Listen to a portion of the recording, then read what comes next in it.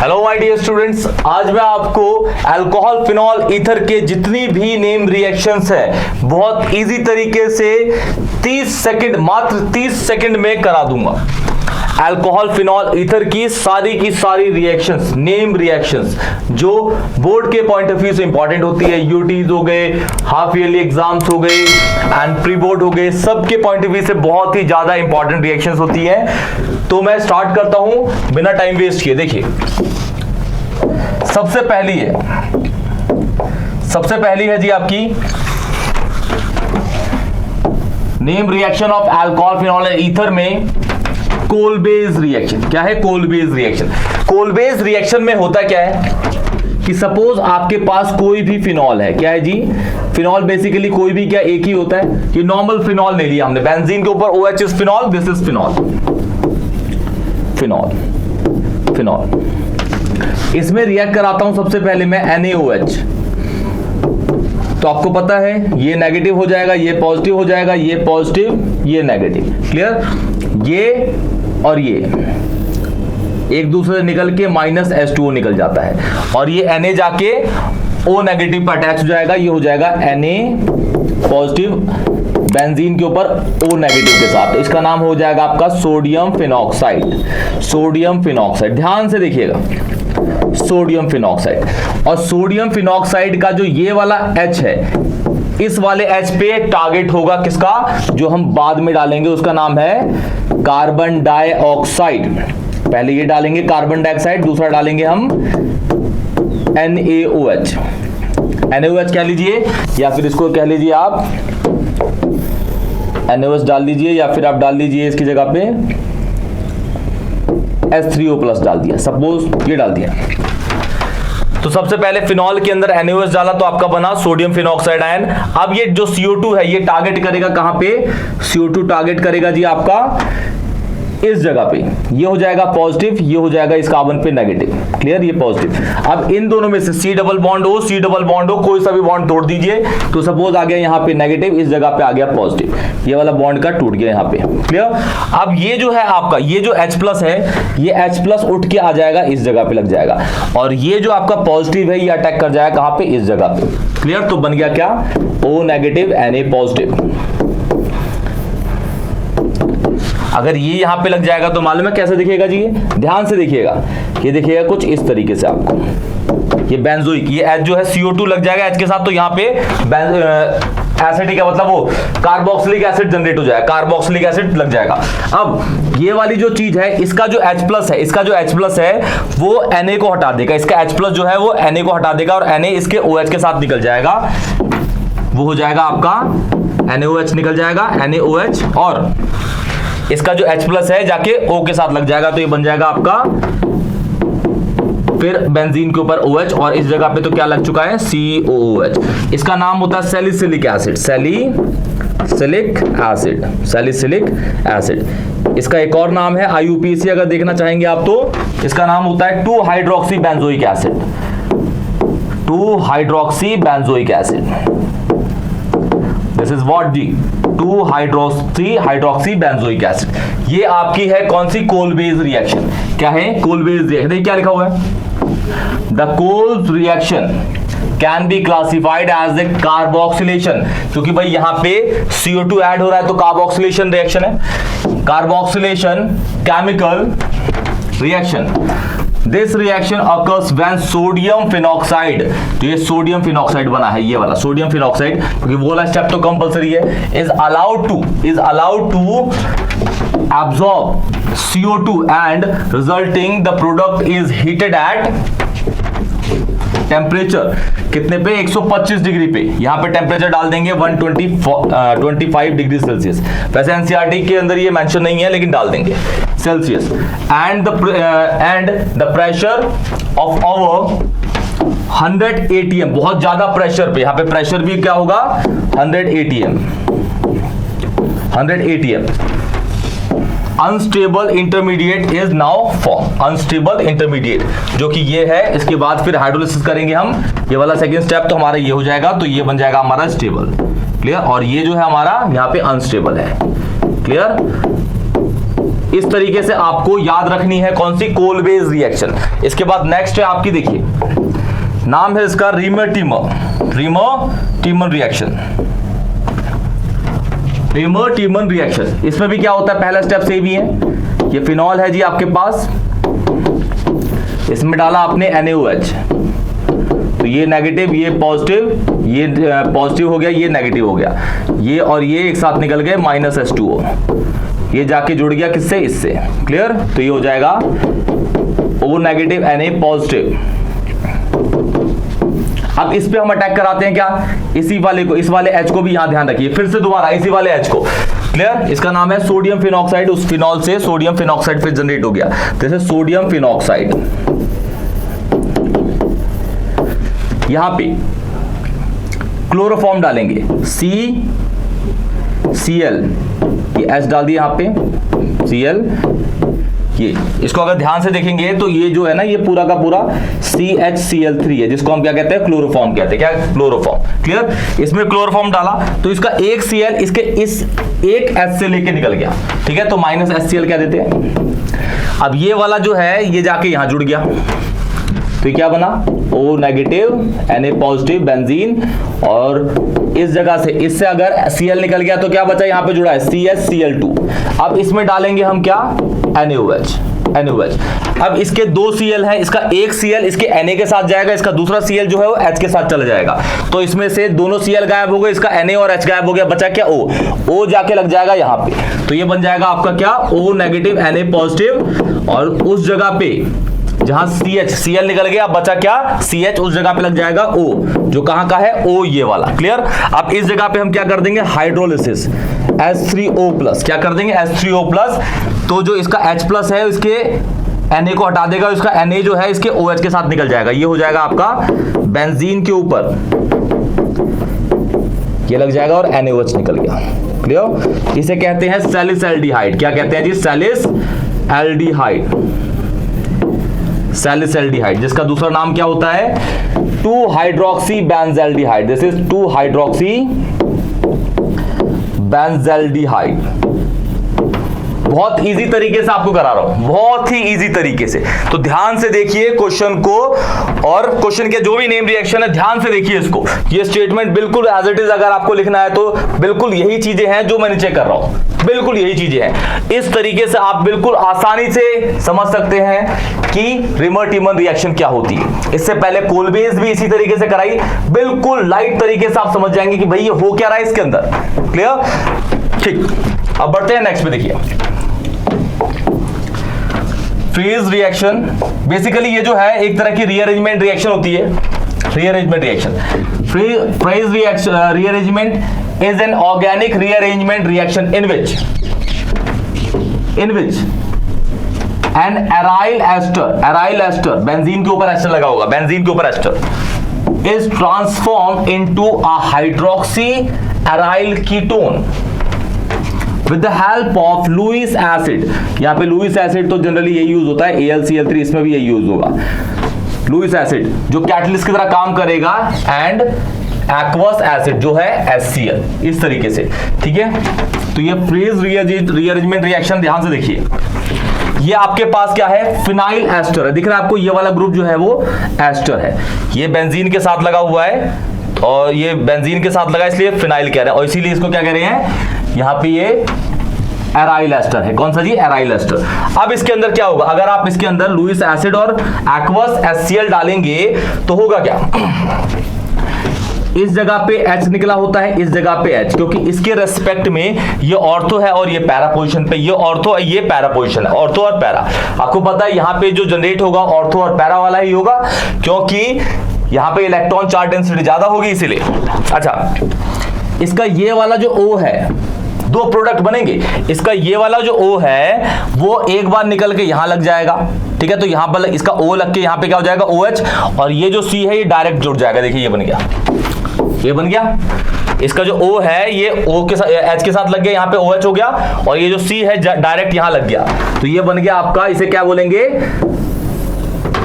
ओ hydroxy ortho hydroxy aryl ketone, O hydroxy aryl ketone, या फिर आप इसको 2 भी कह सकते हैं, 2 या फिर 2 डाल दीजिए, या फिर ऑर्थो। क्लियर? या फिर दूसरी पोजीशन पे क्या हो सकता है कि ये जो O है ये इस वाले H के साथ जाके जुड़ जाए, तो देखिए यहां बन गया, क्या लग गया, और ये आपका कीटोन वहां बन गया, तो यहां बन गया आपका पी हाइड्रोक्सी एराइल कीटोन, या फिर इसको आप 4 भी कह सकते हैं, 4 हाइड्रोक्सी एराइल कीटोन। तो ये है आपकी फ्रीज रिएक्शन। ठीक है, फ्रीज रिएक्शन बहुत इजी है, बेसिकली इसके अंदर यही है, रीअरेंजमेंट करनी है, आपका एस्टर का जो सिंगल बॉन्ड वाला O है वो H के साथ लगा देना है ऑर्थो या पैरा वाली पोजीशन पे, 2 अलग अलग बनेंगे और ज्यादा स्टेबल होगा ये, क्योंकि ये सिमेट्रिक है जी। ठीक है, मोर स्टेबल, और इससे पहले वाला जो है ये लेस स्टेबल होगा, less stable. Clear? This is more stable and this is less stable. ये सिमेट्रिक है, इसलिए 20 से काटेंगे तो 2 बराबर बराबर हिस्से मिलेंगे इसके, इसीलिए क्या होगा, ये मोर स्टेबल होगा। अब 4 देखते हैं, देखिए शॉर्टन-बाउमन रिएक्शन है, शॉर्टन-बाउमन रिएक्शन।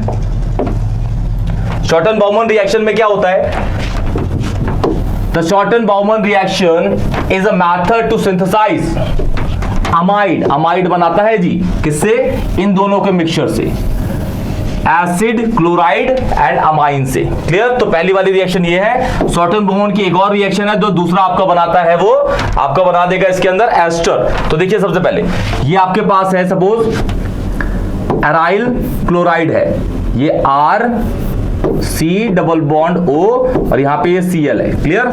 यहां पे इसका जो H है ये इसके Cl के साथ निकल गया। क्लियर? और ये जो है N जाके इस जगह पे जुड़ जाएगा, ये N जो है इस जगह पे जुड़ जाएगा, और ये HCl क्या कर जाएगा, बाहर निकल जाएगा। क्या निकल जाएगा, HCl बाहर। तो देखिए यही हो रहा है यहां पे, ये जो N है ये C के साथ लग गया, देखिए ये जो N है ये C के साथ लग गया। क्लियर? NC के साथ लग गया, और बिल्कुल ऐसे ही कंपाउंड है ये जो आपका बना इसके अंदर, इसी को क्या कहते हैं हम, अमाइड कहते हैं। क्या कहते हैं इसको, अमाइड। क्लियर?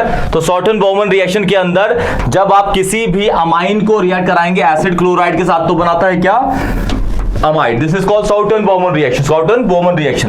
दूसरी शॉर्टन-बाउमन में क्या है, reaction also referred to the conversion of acid chloride to ester, acid chloride को एस्टर के साथ, एसिड क्लोराइड को एस्टर के साथ।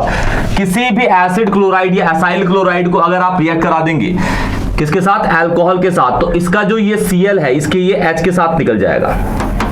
क्लियर? बाहर निकल जाएगा HCl इसमें भी, और जो बनेगा ये जो ऑक्सीजन है, ये जो ऑक्सीजन है ये इस जगह पे आ जाएगी, और ये बन जाएगा आपका R C double bond O, इस जगह पे O हो जाएगा ये वाला, और यहाँ पे क्या हो जाएगा, ये R। क्लियर? तो आपका क्या बन गया जी, ये एस्टर। क्या बन जाएगा, ये एस्टर। क्या बन जाएगा, एस्टर। क्लियर? बहुत इजी रिएक्शन है शॉर्टन-बाउमन की। इसी तरीके से आप एग्जांपल R की जगह आप CH3 डाल सकते हैं, 2 कार्बन 3 कार्बन 4 कार्बन 5 कार्बन कुछ भी डाल सकते हैं। क्लियर? तो ये 4 रिएक्शन हो गई हैं आपकी इस अल्कोहल फिनॉल ईथर की नेम रिएक्शन के अंदर। 4 और रिएक्शन है, देखिए बहुत जल्दी से करते हैं इसको। फिर है क्यूमीन रिएक्शन। क्यूमीन बेसिकली क्या होता है, क्यूमीन होता है 2-फिनाइल प्रोपेन को हम क्या कहते हैं, क्यूमीन कहते हैं। देखिए ये CH3CH, ये CH3, इस जगह पे ये लगा है आपका बेंजीन। क्लियर? इसको सबसे पहले रिएक्ट कराते हैं ऑक्सीजन गैस से। तो ये ऑक्सीजन गैस जो O2 है ना, ये अगर आप इसको ध्यान से देखें, ये जो O2 है ये क्या करता है, बॉन्ड तोड़ता है, और ये सिंगल बॉन्ड जाके इसके और इसके बीच में बैठ जाएगा, इसके कार्बन और इस ऑक्सीजन के, इस हाइड्रोजन के बीच में। तो ये बना देता है आपका क्यूमीन पेरोक्साइड।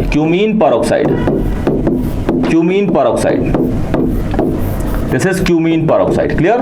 जिसे हम कहते हैं क्यूमीन पेरोक्साइड। उसके अंदर हाइड्रो पेरोक्साइड क्या रखा है, पेरोक्साइड भी चलता है या हाइड्रो पेरोक्साइड कह लें आप, आपकी मर्जी, दोनों सही है। क्लियर? इसके अंदर हम डालते हैं क्या, डाइल्यूट एसिड डाल देते हैं, तो ये अपने स्ट्रक्चर को ही रीअरेंज करता है और एक चीज बाहर निकालता है। यहां पे डाइल्यूट एसिड डाल दिया, सपोज हमने डाइल्यूट एसिड, HCl क्या देते हैं, डाइल्यूट HCl। अब इसके अंदर क्या होगा, देखिए सबसे पहले ये जो O और O का बीच का बॉन्ड टूटेगा, ये बॉन्ड टूटेगा, यहां पे आ गया सपोज नेगेटिव चार्ज, यहां आ गया पॉजिटिव चार्ज। अब यहां पॉजिटिव है तो इस जगह पे क्या आएगा, नेगेटिव। अब ये नेगेटिव कब आएगा, जब ये और ये बॉन्ड टूटेगा, ये बॉन्ड टूटेगा तो यहां पे आ जाएगा पॉजिटिव। मतलब बेसिकली ये बॉन्ड टूटा और ये वाला बॉन्ड टूटा, तो आप देख रहे हैं ये वाला पूरा टूट के ये अलग हो गया। देखिए अब ये किस तरीके से दिखेगा आपको, CH3 C, यहां पे O है, O पे है पॉजिटिव, इसमें एक बॉन्ड है, O पे यहां पॉजिटिव है, यहां नेगेटिव है, तो यहां पे डबल बॉन्ड। बेसिकली ध्यान से देखेंगे तो ये एसीटोन बन गया। क्या बन गया, एसीटोन। अब ये OH नेगेटिव है और इस बेंजीन के ऊपर पॉजिटिव है, तो ये OH जाके वहां जुड़ जाएगा, तो ये क्या बन गया जी, फिनॉल। तो क्यूमीन बेसिकली एक प्रिपरेशन ऑफ फिनॉल की रिएक्शन है। क्यूमीन बेसिकली एक प्रिपरेशन ऑफ फिनॉल की रिएक्शन है। इसमें प्रिपरेशन ऑफ फिनॉल बनता है। एसीटोन तो बेसिकली इसमें थोड़ा इंप्योर बनेगा, लेकिन जो बनता है प्योर के फॉर्म में वो बनता है आपका कौन सा, फिनॉल। क्लियर। ये पांचवी रिएक्शन है। सिक्स्थ रिएक्शन देखिए अब, सिक्स्थ है Williamson synthesis. Williamson synthesis reaction. Williamson synthesis में दो तरीके की रिएक्शंस होंगी, एक होगी सिमेट्रिकल ईथर के लिए, दूसरा होगा अनसिमेट्रिकल ईथर के लिए।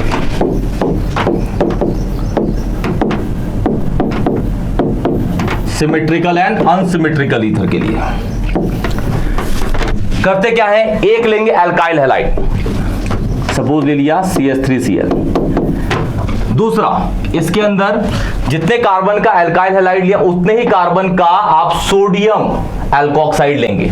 मतलब सोडियम एल्कोक्साइड मतलब CH3O नेगेटिव Na पॉजिटिव, ऐसे वाला। इसको बेसिकली एल्कोक्साइड नहीं, क्योंकि यहां तो कार्बन डिफाइन किया है। This is sodium methoxide. This is what, sodium methoxide. अब यहां पे देखिए ये पॉजिटिव है, ये नेगेटिव है, यहां ये नेगेटिव हो गया, ये पॉजिटिव हो गया। ये जो Cl है ये Na के साथ निकल जाएगा, क्या, NaCl। दूसरा बचा क्या, ये नेगेटिव जो है इस कार्बन के साथ जुड़ गया, CH3OCH3, इसका नाम हो गया मिथॉक्सी मीथेन। क्या बन गया जी, methoxy methane. This is what, methoxy methane. Methoxy methane. अब एक और, ये तो एक एक कार्बन के लिए, अब दो दो कार्बन के लेते हैं। इसका नाम देख लीजिएगा, sodium methoxide. Sodium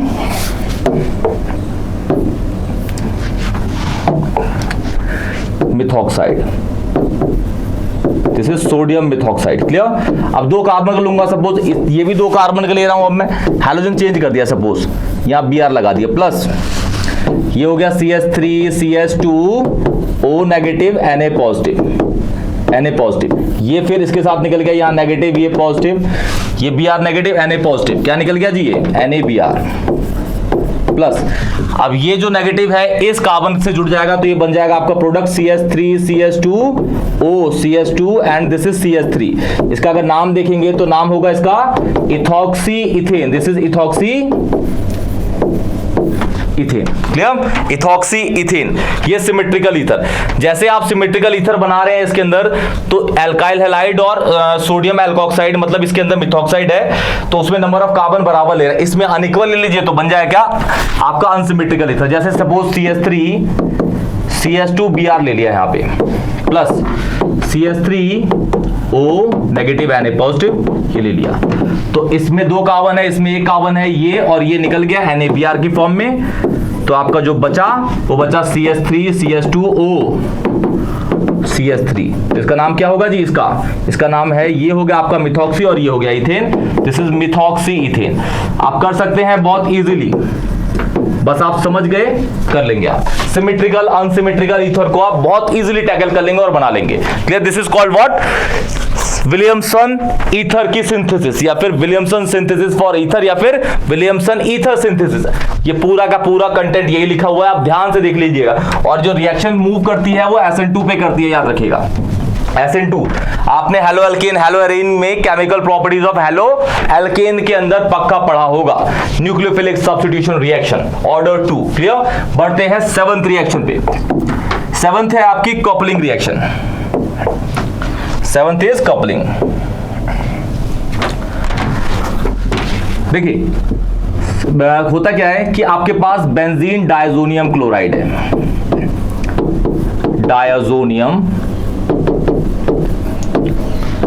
benzene diazonium chloride को जब आप फिनॉल के साथ रिएक्ट कराते हैं, किसके साथ? फिनॉल के साथ, तब आपकी रिएक्शन जो होती है वो क्या होती है? Coupling reaction. देखिए क्या लिखा हुआ है, when treated with ice cold alkaline solution of diazonium salt, किसके साथ? Phenol, gets coupled up mainly at para position and form p hydroxy azo compound। ये जो रिएक्शन चलेगी वो किस में चलेगी? बेसिक मीडियम में। किसमें? बेसिक। तो OH नेगेटिव डाल दीजिए यहां पे, ठीक है। रिएक्शन कैसे होगी देखिए, ये आपका Cl है, ये N2, ये benzene, this is called benzene diazonium chloride. ध्यान से देखेंगे तो ये बेंजीन डायजोनियम क्लोराइड है। फिनॉल का, फिनॉल आपका ऐसे होता है, जिस कार्बन पे आपका OH है उसके बिल्कुल पैरा वाला जो हाइड्रोजन है उस H को इसके Cl के साथ निकाल दीजिए। बेसिक मीडियम में चलता है ये, बेसिक में जो ऊपर लिखा है मैंने अल्कलाइन, क्लियर, ये लिखा हुआ है। तो यहां पे HCl निकल जाएगा। अब ये वाला और ये वाला नाइट्रोजन जुड़ जाएगा एक दूसरे से,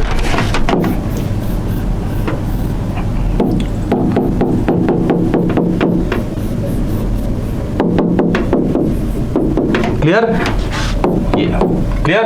तो जो कंपाउंड बना वो ये बना, para hydroxy azo compound, P hydroxy